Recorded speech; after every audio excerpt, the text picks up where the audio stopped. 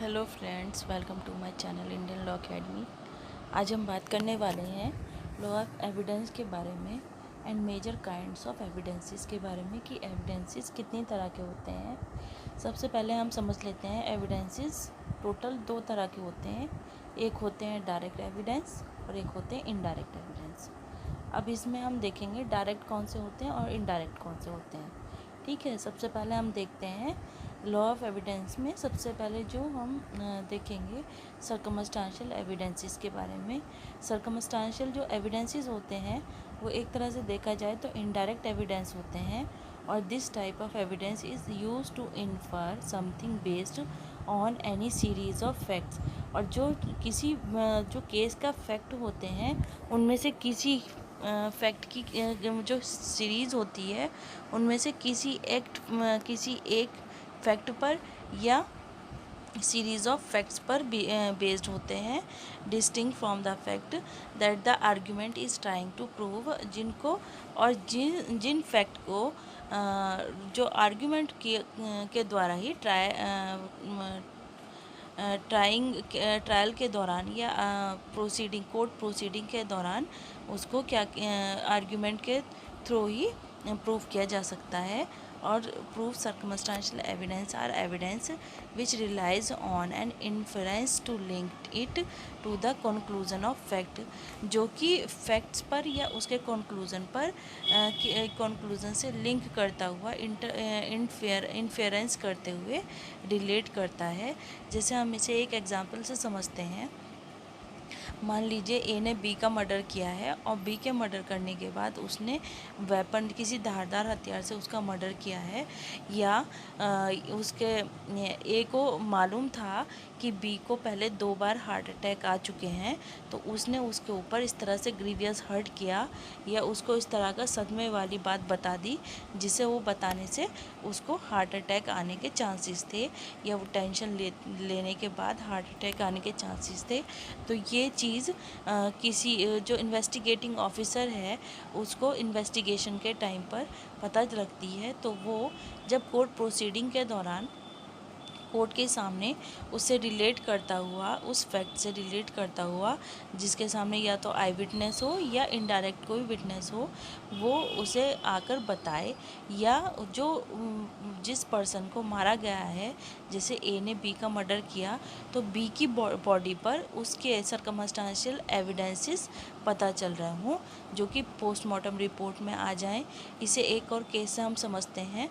जैसे अभी हाल फिलहाल में ये जो केस हुआ है, मर्डर केस हुआ है दिल्ली में, और इसमें जो सैफ़ी करके हैं, मैं पूरा नाम नहीं लूँगी, तो वो राबिया सैफ़ी करके जो नाम है उनका जो अभी मर्डर केस हुआ है, तो उसमें भी जो उसका हस्बैंड बताया जा रहा है, हस्बैंड ने ये कहा है कि वो मर्डर करने के बाद अपने वाइफ का और सरेंडर भी कर दिया है, और उसमें मर्डर का ही बताया उसके हस्बैंड ने, लेकिन उसकी जो राबिया थी उसकी डेड बॉडी पर जो ब्रूटली उसको किल करने के या ब्रूटली उसके ऊपर धारदार हथियार से हमला करने के निशान भी हैं, और साथ के साथ सेक्सुअल असॉल्ट के भी काफ़ी निशान हैं, या प्राइवेट पार्ट्स पर काफ़ी निशान पाए गए जिससे पता चलता है कि उसके साथ गैंग रेप भी हुआ है। तो ये जो है सर्कमस्टांशियल एविडेंस पोस्टमार्टम रिपोर्ट के दौरान पता चल जाते हैं डेड बॉडी से। तो इस तरह से जो सर्कमस्टांसिस से या फैक्ट से रिलेट करते हुए या सीरीज़ ऑफ फैक्ट से रिलेट करते हुए फैक्ट होते हैं उनको सर्कमस्टांशियल एविडेंस कहते हैं, या किसी परिस्थिति से मिलते हुए केस की किसी परिस्थिति से मिलते हुए जो फैक्ट होते हैं उन्हें सर्कमस्टांशियल एविडेंसेस कहते हैं। फिर नेक्स्ट एविडेंस की हम बात करेंगे demonstrative evidence.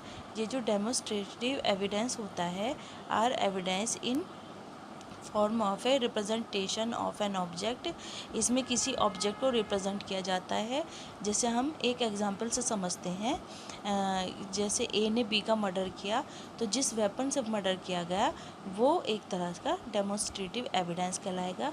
This is as oppose to testimony, और जिसमें जो है टेस्टिमनी को अपोज किया जा रहा है या उसकी शनाख्त जो की जा रही है उसको मना किया जा रहा है। ये रियल एविडेंस है और अदर फॉर्म्स ऑफ एविडेंस भी हो सकता है इसमें यूज्ड इन द ट्रायल, जो कि ट्रायल में यूज़ हो रहा हो। जैसे फॉर एग्जांपल आर फोटोज़ होते हैं, एक्सरेज होते हैं, साउंड रिकॉर्डिंग्स वगैरह, या ग्राफिक्स होती है, एनिमेशन, फॉरेंसिक एनिमेशन होती है, मैप्स होते हैं, वीडियो टेपिंग होती है, या मूवीज़ होती है, साइमलेशंस या डायग्राम्स, ड्राइंग्स होती हैं, एंड मॉडल्स होते हैं, या किसी क्रिमिनल्स का जैसे स्केच बनाया जाता है वो सब। तो ये एक तरह से इसमें जो है रिप्रेजेंटेशन होता है ऑफ एन ऑब्जेक्ट का रिप्रेजेंटेशन होता है। एक तरह से ये इसको जो है डेमोस्ट्रेटिव एविडेंस को डायरेक्ट एविडेंस भी माना जा सकता है, या रियल एविडेंस भी माना जा सकता है, और जिसको ट्रायल के दौरान यूज़ किया जाता है। और इसके अलावा फिर दूसरा होता है oral evidence.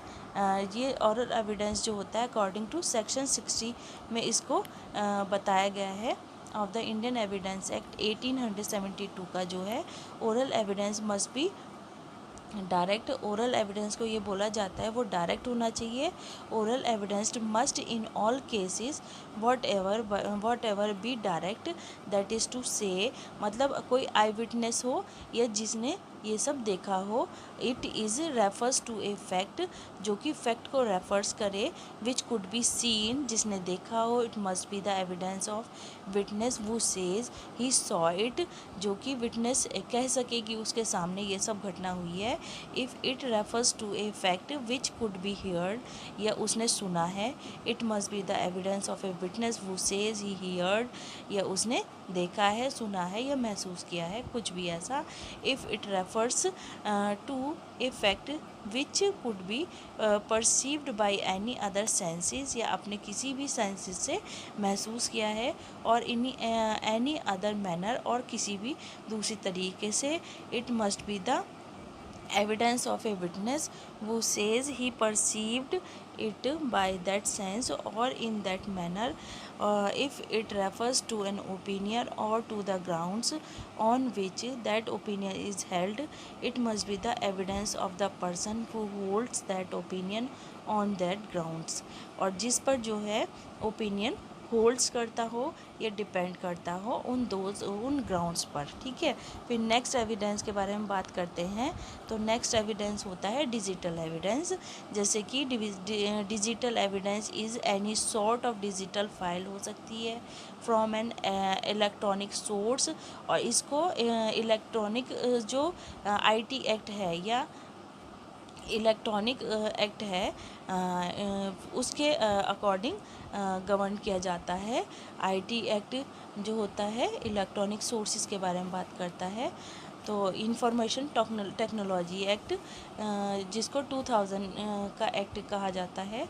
This comprises email, जैसे ईमेल वगैरह होती है, इंस्टेंट मैसेजेस होते हैं, टेक्स्ट मैसेजेस होते हैं, फाइल्स होती हैं, एंड डॉक्यूमेंट्स होते हैं from hard drives, audio files, electronic financial transactions, video files etcetera. फिर प्राइमरी एविडेंस के बारे में बात कर लेते हैं, जिसको section 62 of Indian evidence act 1872 में इसके बारे में डिफाइन किया गया है। Primary evidence means the document itself produce for the inspection of the court. Primary evidence को सबसे स्ट्रॉन्ग एविडेंस माना जाता है, और जिसको डायरेक्ट ही कोर्ट में इंस्पेक्शन के लिए पेश किया जा सकता है, उनको डायरेक्ट एविडेंस कहते हैं, और सबसे स्ट्रॉन्ग एविडेंसेस कहा जाता है इन्हें। और इनके अगर इस तरह के डायरेक्ट एविडेंसेस कोर्ट में प्रूव कर दिए जाते हैं तो इनको प्रूव करने की ज़रूरत नहीं होती, बल्कि सबसे पहली बात तो ये कि इनको कोर्ट में प्रूव करने की ज़रूरत नहीं होती। डायरेक्ट एविडेंसेस के बेस पर कोर्ट जजमेंट पास कर देता है अगर वो पार्टी के फेवर में है, तो जो प्लेंटिफ है उसके फेवर में है, तो ये जिस भी पार्टी के फेवर में होते हैं उसके फेवर में केस चला जाता है, ये जजमेंट पास कर दिया जाता है कोर्ट के द्वारा। तो इसलिए इसको बहुत स्ट्रॉन्ग एविडेंस भी बोला जाता है। सबसे जो क्लास 1 के जो एविडेंसेस कहलाते हैं वो यही प्राइमरी एविडेंसेस कहलाते हैं। इनमें ओरिजिनल डॉक्यूमेंट वगैरह कहलाते हैं। जैसे एक्सप्लेनेशन हम इन्हें देखें तो इसमें और अच्छे से क्लियर कर पाएंगे कि किस तरह के एविडेंस होते हैं। एक्सप्लेनेशन 1 क्या कहती है देख लेते हैं। Where document is executed in similar parts, जहाँ पर जो कुछ डॉक्यूमेंट डॉक्यूमेंट ऐसे होते हैं जो कई पार्ट्स में बना दिए जाते हैं या जिनके कई पार्ट्स होते हैं, each part is primary evidence of the document, और उसका हर पार्ट प्राइमरी एविडेंस कहलाएगा उस डॉक्यूमेंट का। Where a document is executed in counterparts, जहाँ वो जो डॉक्यूमेंट है वो कई पार्ट्स में बना दिया गया है। Each counter part being executed by one और सम ऑफ द पार्टीज ओनली, जो कि कुछ पार्टी के लिए या वन पार्टी के लिए बना दिया जाता है। Each counterpart is primary evidence, और हर पार्ट जो काउंटर पार्ट होगा वो प्राइमरी एविडेंस कहलाएगा। As against the parties executing it, जो पार्टी उसे पेश करी उसके दूसरे के अगेंस्ट वो प्राइमरी एविडेंस ही कहलाएगा। जैसे हम इसे एक एग्जांपल से समझते हैं, जैसे प्रॉपर्टी की जो सेल डीड होती है या परचेज जो वो होती है, सेल डीड हो या परचेज करने वाली जो डीड होती है, या कहना चाहिए कि जैसे मान लीजिए किसी की वसीयत वाला होता है, वसीयत डीड होती है, तो उसको भी एक तरह से वो मान लिया जाता है प्राइमरी एविडेंस। अगर मान लीजिए जो वसीयत है वो कई लोगों के लिए बनाई गई है, लेकिन वो हर पर्सन के लिए एक तरह से प्राइमरी एविडेंस ही कहलाएगी। कई भाग में मतलब कई पार्ट्स बना दिए गए हों, उसके काउंटर पार्ट्स बना दिए गए हों, लेकिन वो ओरिजिनल की ही बनाई गई है, इसलिए वो प्राइमरी एविडेंस ही कहलाएगा। क्योंकि पार्टीज़ ज़्यादा होने की वजह से सबके पास वो एज ए रिकॉर्ड है, तो इसलिए वो उसे प्राइमरी एविडेंस ही कहलाया जाएगा। और वो डॉक्यूमेंट्री एविडेंस है इसलिए, और अच्छे से मतलब वो गवर्नमेंट के रिकॉर्ड में है और रजिस्टर्ड होनी चाहिए, लेकिन इस तरह की डीड, ठीक है, वो वसीयत जो होनी चाहिए वो या सेल डीड जो है वो गवर्नमेंट के रिकॉर्ड में होती है, इस वजह से उसको प्राइमरी एविडेंस भी कहा जाता है। जो भी इस तरह के डॉक्यूमेंट होते हैं वो प्राइमरी एविडेंसेस कहलाते हैं। इसके बाद नेक्स्ट एक्सप्लेनेशन देखते हैं।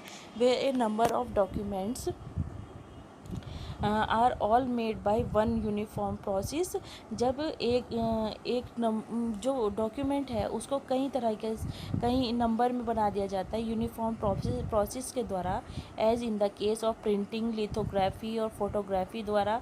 Each is primary evidence of the contents of the rest, वो हर एक प्राइमरी एविडेंस कहलाएगा दूसरे के लिए। But where they are all copies of a common original, लेकिन वो एक ही कॉमन की कॉपी की एक ही कॉमन ओरिजिनल जो होगी उसकी क्या कहलाएंगी, कॉपी कहलाएंगी। They are not primary evidence of the contents of the original, वो ओरिजिनल की जो है प्राइमरी एविडेंस नहीं कहलाएंगी। प्राइमरी एविडेंस जो ओरिजिनल होगा वो कहलाएगा, ठीक है, ऐसा कहा जा रहा है। इसके बाद नेक्स्ट देखते हैं सेकेंडरी एविडेंस किसे कहते हैं। सेकेंडरी एविडेंसेस वो होते हैं जो सेक्शन 63 में एक तरह से डिफ़ाइन किए गए हैं या जिनके बारे में बताया गया है। जैसे फर्स्ट होता है certified copies given under the provisions या in after content.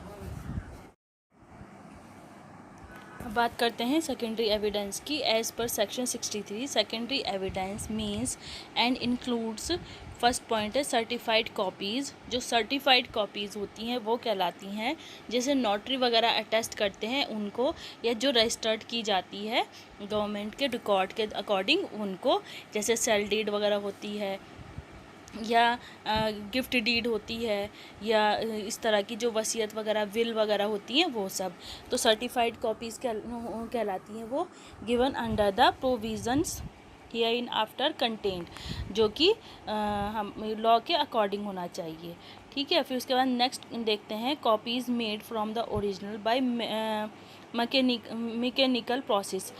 Mechanical process के अकॉर्डिंग जो कॉपी बनाई जाती है ओरिजिनल से, उसे भी सेकेंडरी एविडेंस बोलते हैं। Which in themselves ensure the accuracy of the copy, जो कि कॉपी की एक तरह से इंश्योर करता है एक्यूरेसी या उसके सही होने का प्रमाण होता है। And copies compared with such copies, और जो दूसरी उससे कॉपी बनाई जाएगी वो उससे कंपेयर की जा सकती है। जैसे हम लोग मार्कशीट वगैरह की फ़ोटो स्टेट करवाते हैं, लेकिन अगर हम उसको सेल्फ अटेस्ट कर लेते हैं या किसी गजेटेड ऑफिसर से अटेस्ट करवा लेते हैं, तो वो एज ए प्राइमरी एविडेंस काम करेगी या ओरिजिनल कॉपी की तरह काम करती है। तो सेम एज जो है यहाँ सेकेंडरी एविडेंस भी कहलाएगी जो फ़ोटो स्टेट होती है ओरिजिनल की, लेकिन ओरिजिनल जो होगा वो फर्स्ट या प्राइमरी एविडेंस कहलाएगा, और वो जो ओरिजिनल जो मार्कशीट होती है उसको प्राइमरी एविडेंस कहेंगे, लेकिन जो उसकी कॉपीज़ होंगी चाहे वो अटेस्टेड ही हो, सेल्फ अटेस्ट हो या गजेटेड ऑफिसर्स के अकॉर्डिंग, वो एज ए चलेंगी ऐसे जैसे ओरिजिनल की तरह ही काम करेगी, लेकिन वो कहलाएगी सेकेंडरी एविडेंस। और फिर उसके बाद नेक्स्ट देखते हैं, कोर्ट में अगर हम उसे एज ए प्रूफ देंगे तो तब वो सेकेंडरी एविडेंस की तरह मानी जाएगी। फिर इसके बाद नेक्स्ट देखते हैं, कॉपीज़ मेड फ्रॉम और कंपेयर्ड विद द ओरिजिनल, जैसे कि कंपेयर्ड की जाती है या बनाई जाती है ओरिजिनल से, वो सेकेंडरी एविडेंस होता है। लेकिन जैसे मैंने बताया कि अगर उसको गजेटेड ऑफिसर द्वारा अटेस्टेड कर दिया जाता है तो वो एज ए प्राइमरी एविडेंस मानी जाती है, लेकिन अगर वो अटेस्टेड नहीं है या सर्टिफाइड नहीं है तो तब वो कॉपीज़ जो हैं वो सेकेंडरी एविडेंस कहलाएगी। फिर इसके बाद देखते हैं next point, counter parts of documents. Counter parts मतलब एक से ज़्यादा डॉक्यूमेंट के फ़ोटो स्टेट करवाना या पार्ट्स बनाना ओरिजिनल फॉर्म में ही, एज अगेंस्ट द पार्टीज़ के अगेंस्ट वो डिड नॉट एग्जीक्यूट दैम। मान लो जिन्होंने एग्जीक्यूट नहीं करवाई वो लोग उसकी कॉपीज़ बनवा लें तो उसको काउंटर पार्ट कहेंगे, वो भी सेकेंडरी एविडेंस कहलाएगा। फिर नेक्स्ट देखते हैं, oral accounts of the contents of a document, मतलब उसका ओरल अकाउंट्स करवा दिया जाए, गिवन बाय सम पर्सन, कुछ पर्सन्स द्वारा, वो हैज़ हिमसेल्फ सीन इट, जिन्होंने उसको देखा हो, सिर्फ उसको ओरली डिस्क्राइब करके बनवा ली जाए तो वो भी सेकेंडरी एविडेंस कहलाएगा। जैसे मान लीजिए किसी की गैस वगैरह, गैस जो डॉक्यूमेंट होते हैं, जो सिलेंडर वगैरह के या गैस एजेंसी पे जो हम लोग डॉक्यूमेंट देते हैं वो ओरिजिनल होते हैं, सबमिट कर देंगे ओरिजिनल डॉक्यूमेंट वगैरह के साथ। हम उसके जो फॉर्म होगा ओरिजिनल उसके साथ हमने फ़ोटो स्टेट वगैरह लगा दी जो कि अटेस्टेड होती हैं और वो कलेक्ट्रेट वगैरह में अटेस्ट की जाती हैं गजेटेड ऑफिसर्स के द्वारा, तो वो प्राइमरी एविडेंस मानी जाएगी। लेकिन जो उसकी हम फ़ोटो स्टेट करवा के अपने पास सेव करेंगे एज ए रिकॉर्ड, तो उसको हम जो है ओरल अकाउंट्स कैसे, या तो ओरली डिस्क्राइब करके बनवा ली जाए या ओरिजिनल से ही उसकी फ़ोटो स्टेट बनवा ली जाए तो वो सेकेंडरी एविडेंस कहलाएगी, ऐसा कहा जा रहा है।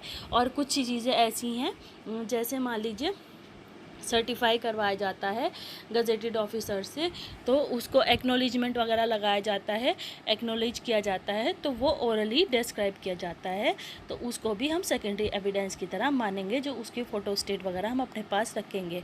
बेसिकली फ़ोटो स्टेट जो होती है वो सेकेंडरी एविडेंस कहलाती है, प्राइमरी एविडेंस नहीं कहलाता। इसके बाद नेक्स्ट देखते हैं कैरेक्टर एविडेंस। कैरेक्टर एविडेंस वो होते हैं जिसमें कैरेक्टर सर्टिफिकेट वगैरह, जैसे इसको हम डिटेल में देखते हैं। Character evidence is the law of evidence to define any testimony, किसी भी लॉ को डिफ़ाइन करने के लिए या उसकी टेस्टिमनी के लिए कि ये जो डॉक्यूमेंट है ये करेक्ट है, या उसको वेरीफाई करने के लिए जो डॉक्यूमेंट बनाया जाता है वो कैरेक्टर एविडेंस कहा जाता है, या कैरेक्टर सर्टिफिकेट जैसे बनाया जाता है वो किसी की टेस्टिमनी को डिफ़ाइन किया जाता है। जैसे आप सभी जानते होंगे जब आप फॉर्म वगैरह किसी यूनिवर्सिटी में फिल करते हैं तो आपको अगर मान लीजिए दूसरी यूनिवर्सिटी में फॉर्म वगैरह फिल करना है एडमिशन के लिए तो आपको कैरेक्टर सर्टिफिकेट और वहाँ से जो लीव सर्टिफिकेट वगैरह या ट्रांसफ़र सर्टिफिकेट TC जिसे बोलते हैं शॉर्ट में, और जो कैरेक्टर सर्टिफिकेट जो होता है CC इसको शॉर्ट में बोलते हैं कैरेक्टर सर्टिफिकेट को, तो वो दोनों सबमिट करना होता है। तो उसको document submitted for purpose of verifying that a person acted in a specific way on particular instance based on character और नेचर ऑफ दैट पर्सन, जिसके बेस पर उस पर्सन का जो पहले का जो नेचर है ये कैरेक्टर है वो डिस्क्राइब किया जाता है कि वो पर्सन किस तरह के कैरेक्टर का है। अगर वो सही कैरेक्टर का है या उस पर कोई क्रिमिनल रिकॉर्ड नहीं है उसका, तो जैसे यूनिवर्सिटी का हम एग्जांपल ले रहे हैं, कुछ स्टूडेंट मान लीजिए चीटिंग करते हुए पकड़े जाते हैं तो उनके कैरेक्टर सर्टिफिकेट पर ये चीज़ इंसर्ट कर दी जाती है यूनिवर्सिटी की ओर से या कॉलेजेस या स्कूल की ओर से, तो इस वजह से फिर उन्हें कहीं और एडमिशन नहीं दिया जाता और वो डिबार्ड कर दिए जाते हैं या कुछ साल के लिए उन पर वो लगा दिया जाता है, रेस्ट्रिक्शन लगा दिया जाता है। तो इस वजह से कैरेक्टर सर्टिफिकेट किसी भी पर्सन का जो वेरिफिकेशन होता है उस पर्सन के कैरेक्टर का, और उसको जो है इस सर्टिफिकेट के ज़रिए दूसरी जगह पर एडमिशन मिलना या ना मिलना डिपेंड करता है। अगर आपका कैरेक्टर सर्टिफिकेट सही है तो आपको किसी भी यूनिवर्सिटी में इजीली वो एडमिशन मिल जाता है कैरेक्टर सर्टिफिकेट के बेस पर। लेकिन हाँ, आप वहाँ की जो और दूसरी क्वालिफ़िकेशन वगैरह हैं, जो आप दूसरी रिक्वायरमेंट्स हैं, जैसे मान लीजिए आपके मार्कशीट वगैरह में मतलब कुछ परसेंटेज वगैरह डिमांड की जाती है, उतनी अगर हो तो वो सब होनी चाहिए। लेकिन अगर उसके अलावा कुछ और परेशानी नहीं है, कैरेक्टर सर्टिफिकेट के बेस पर आपको एडमिशन मिल जाता है। जैसे चीटिंग वगैरह का या क्रिमिनल रिकॉर्ड तो नहीं है स्टूडेंट का, वो सब पता करने के लिए। फिर इसके बाद factors determining admissibility of character evidence are the purpose of character evidence. Purpose जो होता है कैरेक्टर एविडेंस का, वो एडमिसिबिलिटी डिफाइन करना होता है कैरेक्टर की। फिर इसके बाद form in which character evidence is accessible type of proceeding. फिर ये जो है एक तरह से कैरेक्टर सर्टिफिकेट को डिस्क्राइब करने के लिए होता है, मेन जो कैरेक्टर एविडेंस होता है वो, ठीक है। फिर फॉरेंसिक एविडेंस देख लेते हैं। फॉरेंसिक एविडेंस में वो होता है जैसे डीएनए टेस्ट होता है या ब्लड टेस्ट होता है, बैलिस्टिक या डीएनए टेस्ट या ब्लड टेस्ट हो गया, या साइंटिफिक मेथड से कोई टेस्ट किया जाता है, उसे जो है फॉरेंसिक एविडेंस कहते हैं। या इसमें पोस्टमार्टम रिपोर्ट भी कही जा सकती है एक मोटे तौर पर, या फॉरेंसिक एविडेंस कहलाते हैं, या फॉरेंसिक रिपोर्ट वगैरह। जो फॉरेंसिक लैब होती है उसकी जो रिपोर्ट होती है वो भी एक तरह का एविडेंस की तरह काम करता है, फॉरेंसिक एविडेंस की तरह। या पोस्टमार्टम रिपोर्ट जो होती है वो भी एक तरह का एविडेंस ही मान जाती है, क्योंकि उससे किसी भी पर्सन के साथ या उसकी डेथ का मेन रीज़न पता चल जाता है, या उसके साथ क्या हादसा हुआ वो पता चल जाता है। फिर इसके बाद जो मान लीजिए क्रिमिनल केसेस में कोर्ट को केस को सॉल्व करने में बहुत हेल्प मिलती है। इसके बाद नेक्स्ट देखते हैं documentary evidence. Documentary evidence is any evidence which can be introduced in A trial in any form of documents, ठीक है। जो किसी भी तरह का डॉक्यूमेंट हो सकता है जिसको ट्रायल के दौरान इन एनी फॉर्म, डॉक्यूमेंट्स की फॉर्म में ट्रायल के दौरान इंट्रोड्यूस कर दिया जाता है कोर्ट में, उसको डॉक्यूमेंट्री एविडेंस बोलते हैं। They are widely use to refer writings on paper, और जिसको वाइडली या स्पेशली पेपर में या राइटिंग में मांगा जाता है या होना चाहिए। But this term is also applicable to any media, और ये इस तरह की जो टर्म है डॉक्यूमेंट्री एविडेंस, ये मीडिया पर भी लागू होती है। या जैसे फिल्म हो गई, फ़ोटोग्राफ्स वगैरह, या डाटा वगैरह, जैसे कंप्यूटर डाटा होता है, इस तरह की चीज़ें भी चल जाती हैं, या पेन ड्राइव वगैरह। और दूसरी तरीके के प्रिंटेड फॉर्म हो ऑफ डिजिटल हो भी, या रिकॉर्डिंग और फिल्म वगैरह जैसे होती है, टैपिंग करना वगैरह, या ईमेल, इस तरह की स्प्रेडशीट्स वगैरह, ये सब इसमें आती हैं डॉक्यूमेंट्री एविडेंस में। फिर फिज़िकल एविडेंस जैसे कि कोर्ट में ही प्रेजेंट होकर एविडेंस दिया जाता है, वो जुडिशल प्रोसीडिंग में। जैसे physical evidence is any material plays some role, कोई भी मटेरियल हो सकता है उसमें some role in matter which gave rise to litigation, जो कि लिटिगेशन में सुधार ला सके या उसमें केस पर सही रोशनी डाल सके, जुडिशल प्रोसीडिंग को मतलब सही तरीके से प्रूव करने के लिए, या उसे सॉल्व कर सके केस को easily. To prove a fact in issue, जो फैक्ट इन इशू को प्रूव कर सके based on physical characteristics of object, इसमें कोई ऑब्जेक्ट भी हो सकता है, कोई व्यक्ति भी हो सकता है। फिर हियर से एविडेंस, जैसे पता ही चल रहा है जो कानों द्वारा सुना गया हो, जैसे कि कोई विटनेस है जिसने अपने कानों द्वारा सुना हो या अपने सेंसेस द्वारा उसे महसूस किया हो। इस तरह के जो एविडेंसेस होते हैं वो हियर से एविडेंसेस होते हैं। मान लीजिए किसी ने ए ने बी से कहा कि वो सी को मारेगा, तो वो हियर से एविडेंसेस में आते हैं। आज के लिए इतना ही। अगर आपको मेरी वीडियो पसंद आई हो तो लाइक करें, शेयर करें, सब्सक्राइब करें।